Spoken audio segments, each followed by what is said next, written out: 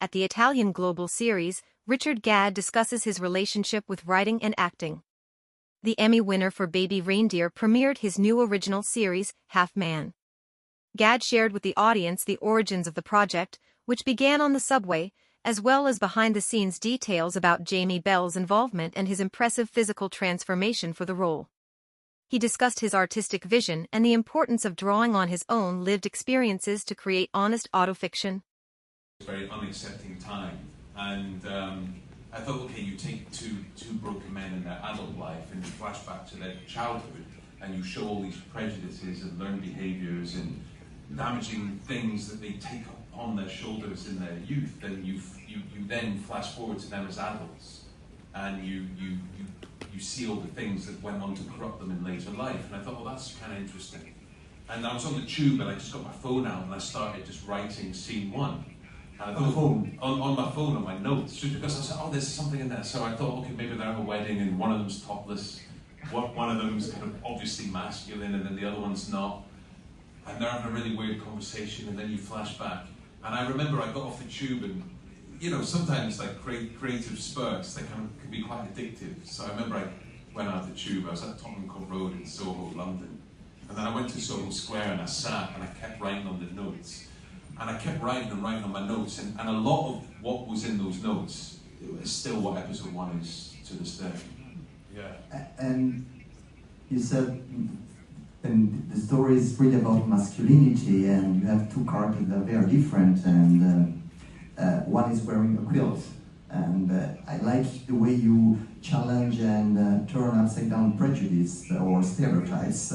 Of course, for us, a Southerner, a quilt is Braveheart, is the man with a strong masculinity, and you turn things upside down, so inside out if you want. So can you tell us something about how you shape the two characters of Niall and Ruben? Because it seems to me like almost two sides of one man. Maybe it's my interpretation, maybe I'm wrong, but... Yeah. I mean, initially I thought, well, if you're gonna explore like two versions of like male experience or whatever, I was thinking you would start with a two-shot. I mean, I did start the whole show with a two-shot after, of course, the montage of dancing. But I thought you'd do a two-shot and you do an almost symbolic masculine, feminine. So even in my initial thoughts, I thought, well, maybe Niall's in more makeup, or maybe he's a bit more. But then the more and more I wrote now, the more and more I thought, well, that's too far for him to get to with how repressed he is as a character. But I wanted to take I almost wanted to open the show with an immediate example of, okay, there's somebody here who's really scary, terrifying, tough, alpha, and somebody who's very clearly not, somebody who's timid, afraid, smaller in stature, slim, even weaker voiced. I mean, Jamie would always speak about the voice. Ruben was very gruff, you know, and then Niall was, you know, he had a much softer sort of accent. And I thought you kind of then deconstruct it from there, but I thought I never ever wanted to do a show where one of them's masculine. So I know one of them is masculine the whole way through, but I know where they stay the same the whole way through.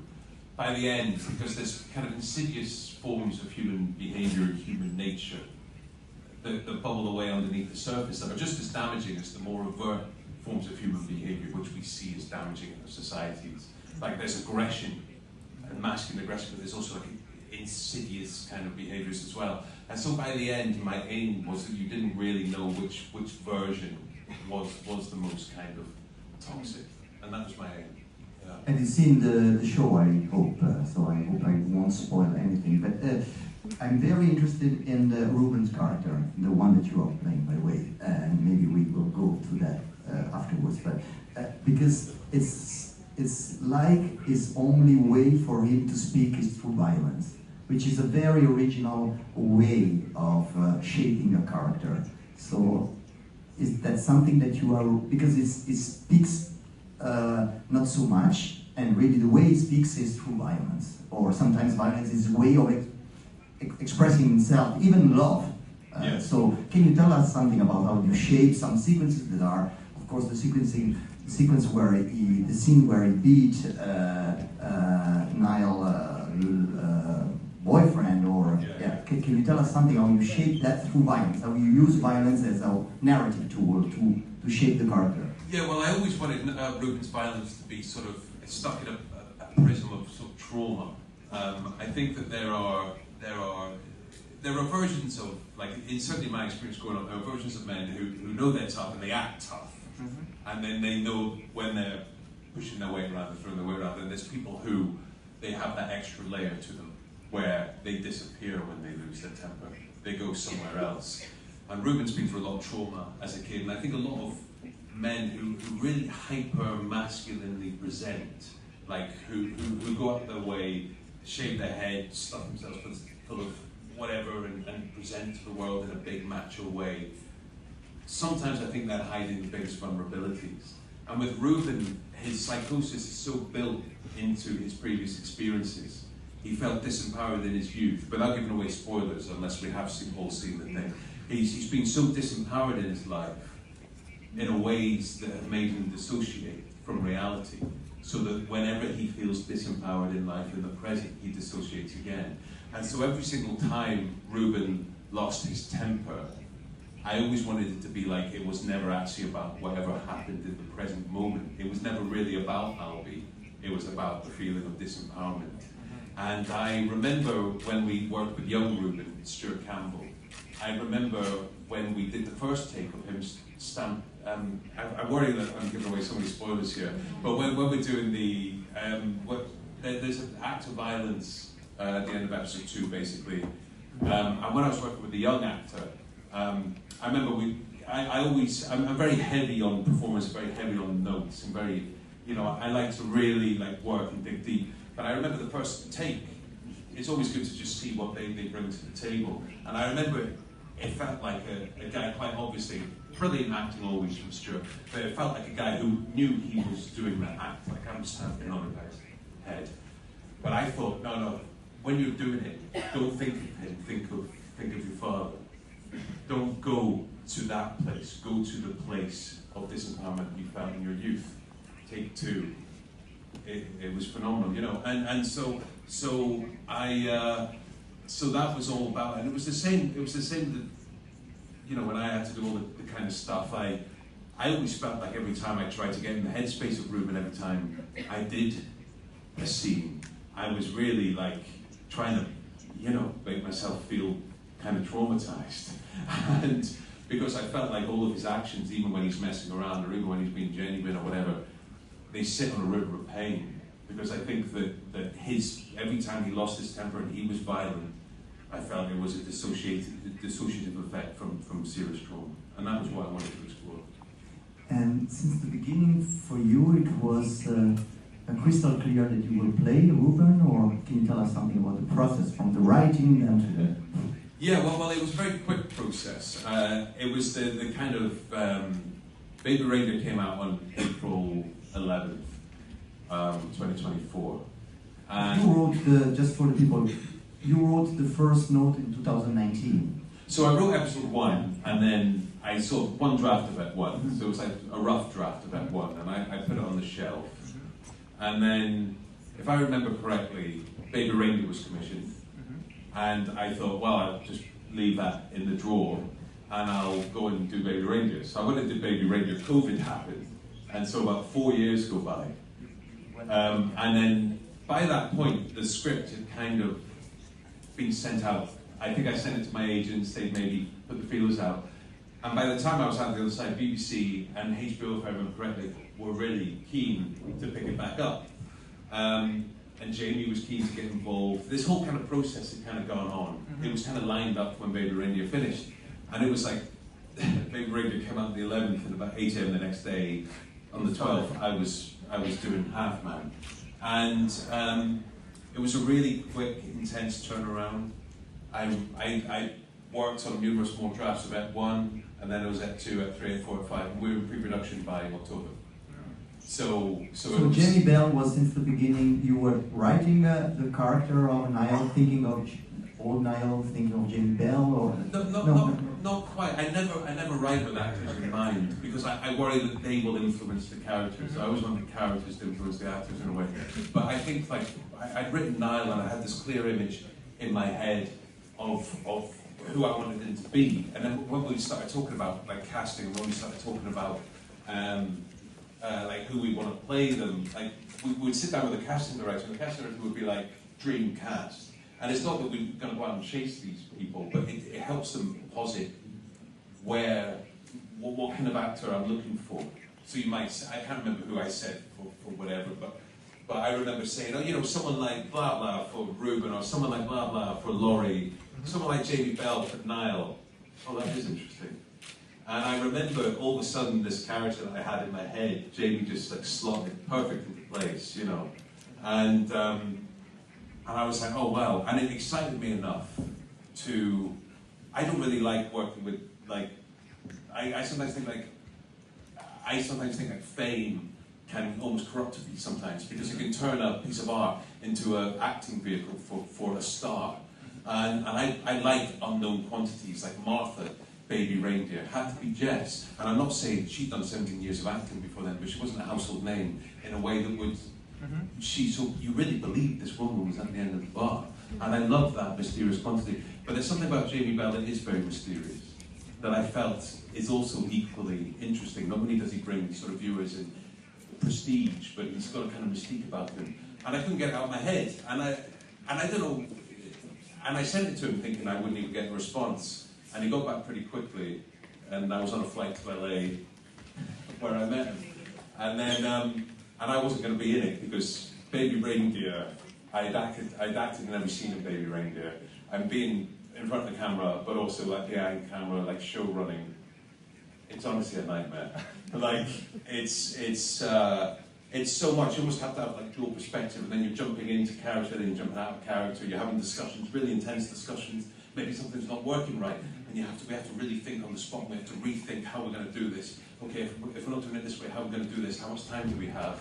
Okay, now I'm in front of the camera and I'm acting again. And it's really high intensity, high stress. And so I said I'm never going to do it again. But then Jamie, yeah, but sorry, go on. No, then the beginning of the question was, then you choose to be Ruben when Jamie was cast, or? Well, when I flew out to meet him, he said, who are you getting as Ruben? And I said, oh, well, you know, we were going to see what you said first, you know, because then we cast around you kind of thing. But I'm thinking of this person, I'm thinking of that person. And I remember he sort of frowned and went, well, you're not doing it. And I went, what, me? The bloody done. I sort of was a bit like, what makes you say that? And he was like, I don't know. He's like, I think you'd be able to do it. He was like, he watched Baby Reindeer, and his wife Kate had watched it. And I think either he just wanted to work with me, or he thought I did something that interested him. But he said, how come you're not doing it? And I was like, well, it didn't really enter my... I just didn't even think anyone would go for it, for starts. And around about this time, the channels were starting to be like, are you going to be in this? And I thought I'd do like a cameo as like one of the policemen, you know, or like a waiter or something. I thought it'd be kind of interesting to just... An Hitchcock thing. Yeah, exactly. And then I actually, the policeman in episode 6, if you've seen it, who breathalyzed Niall, I was actually going to be that policeman. And that was my plan. And, but the challenge was like, okay, you've got to be in this in a meaningful way. Jamie was now signed up to Niall, and then I was thinking, oh, there's almost no meaningful male characters left that you could sell a show off the back of. Yeah. And so Ruben came up, and I think there was another sense of unsureness on that call. Like, I think, I'm not sure everyone went, yes. I think I was like, okay, well, go away, think about it. We'll back you if you want to do it. And it was all of a sudden on my shoulders, and I had a few sleepless nights, and I really was like, oh my God. And all my thoughts were, what if people don't buy it? What if people don't like it? What if I fail? What if I make a fool of myself? And then I kept thinking, look, I want to do it. It's an interesting challenge. Life's for the taking. And all my thinking was based on fear. And I think if my reason for not doing something is because of what people might think, then it's not a good enough reason. So I decided to do it. You made it, for sure, you made it. It's truly a big...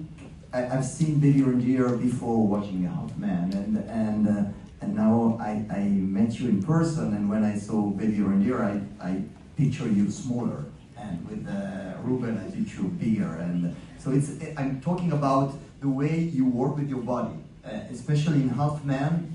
It's quite striking. I mean, so can you tell us something about the process of because with you we have this it's not only you, but with you we have this incredible situation of a writer and then a performer. And then maybe we'll go back to the performer also with your voice and your words, but first with the body, because in Half Man it's really striking.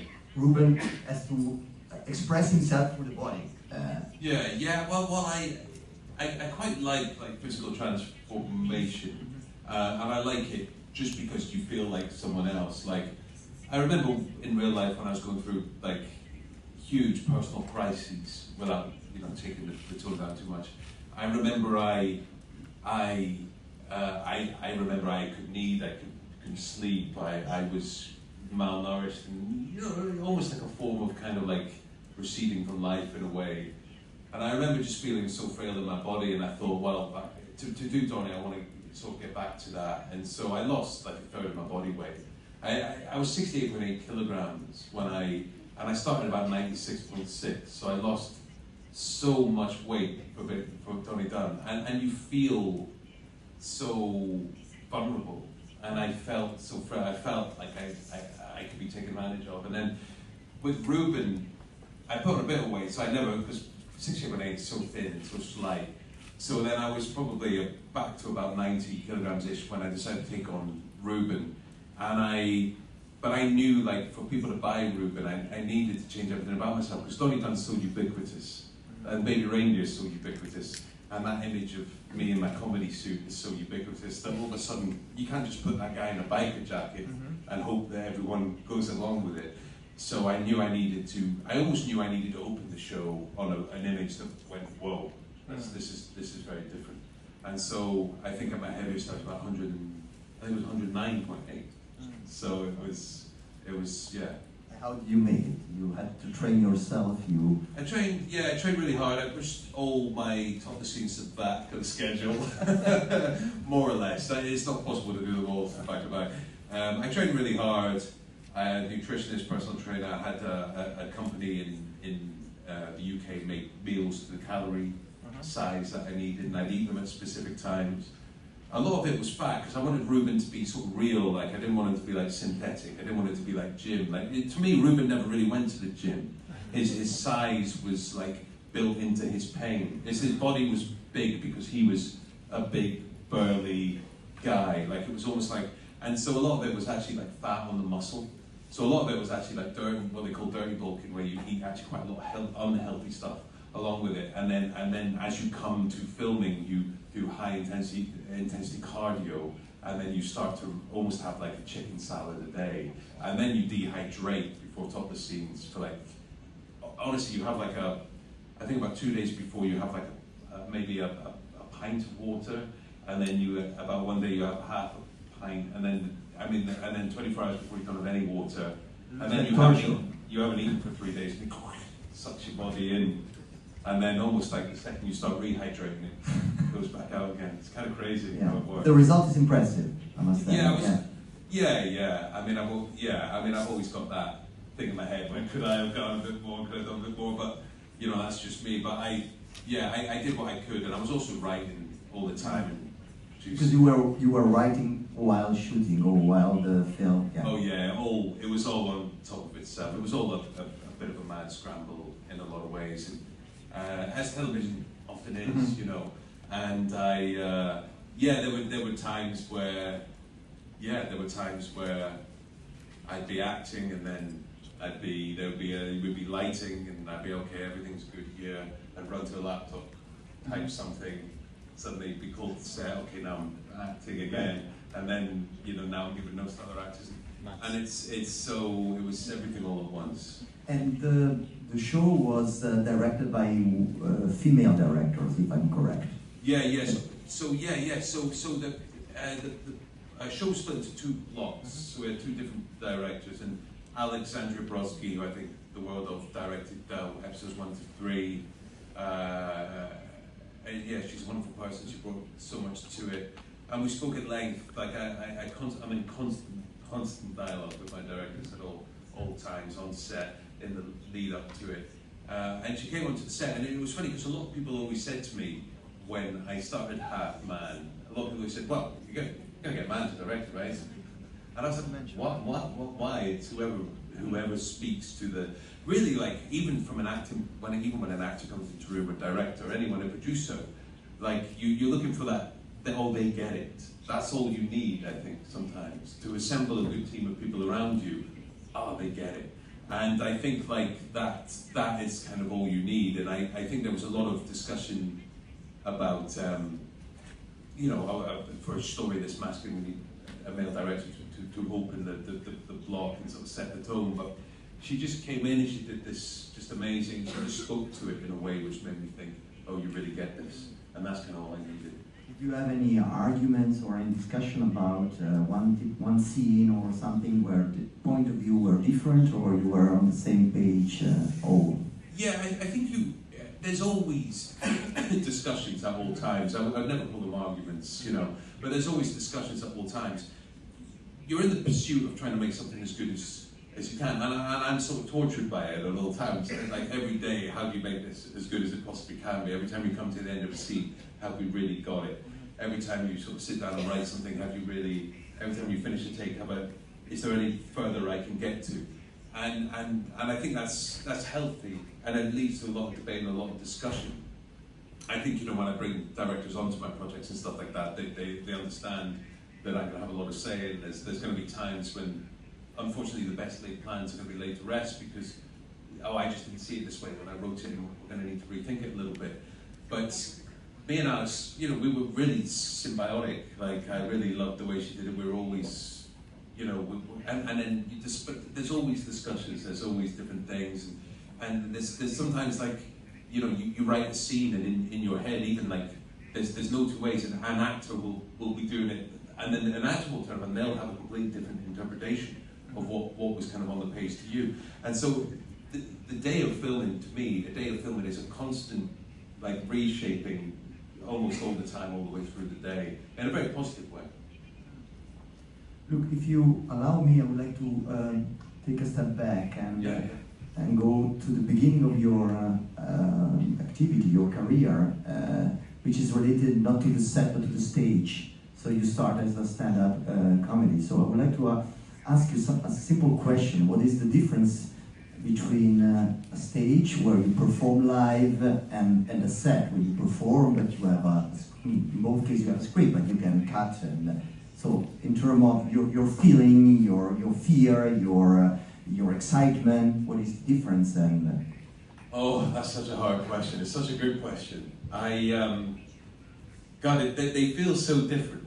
I mean, sometimes like there's nothing like live performance, like. It feels like sometimes so life and death in a lot of ways. Well, like comedy metaphorical to death. Like you go like in the UK we have a phrase like if you do a really bad gig, you say I died. Do you have that out here? Do you have that phrase out here? Like so if somebody has a bang, oh how was the gig? Oh I died. And that's the phrase. And there are times when you step on stage and you richly feel like, oh, I'm performing to X amount of people, this could either be the best moment of my life or the worst. And that was like, comedy is like cutthroat in that. Mm-hmm. You can be like on top of the world one night, and then you do the exact same routine the next night. Nobody laughs. I mean, I've had gigs where they've gone so well that I feel like me and every single person in the room is operating on a completely same wavelength, and it feels almost like euphoria, like complete joy. Mm-hmm. And then I've had gigs where I can almost feel like them tensing to the point where the tension is going to blow the roof off because like it's so silent and it's so awkward. I mean, and you don't have that feeling when you are shooting like this is the right take or this is the right moment or we fucked up. I think you do. I think the good thing with TV is you get a lot of goes at it, like in a way, like you get takes, you get different goes, and then you also have the edit. And you can do a lot of work in the edit to kind of refine things.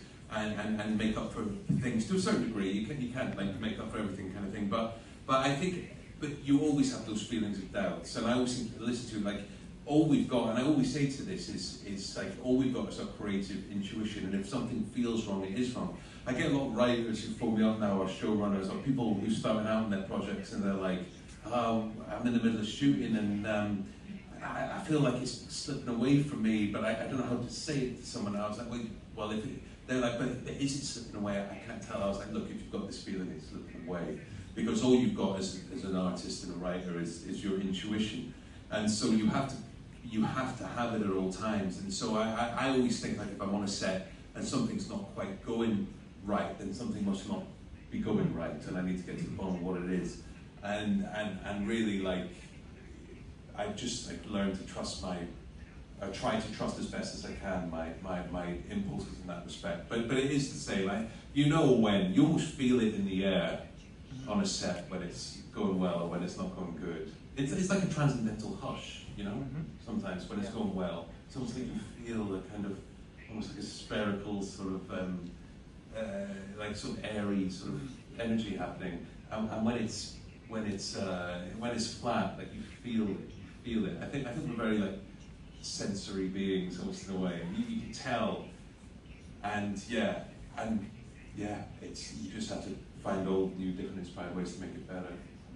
The humor, which is very present in Baby Reindeer and also in your shows, is something that you come spontaneously with you, or something that you play with. I'm referring to Breaking Gadd, for example, or the humor, I think the joy that you have to play with things that is a. Yeah. So I wanted to ask you something about It seems to me that you, even in Half Man, you have the moment where you play with the humor. Oh, yes, yeah. yes. So yeah. And I was referring also to Breaking Gadd, your show. So it's something that comes to you spontaneously, or? I think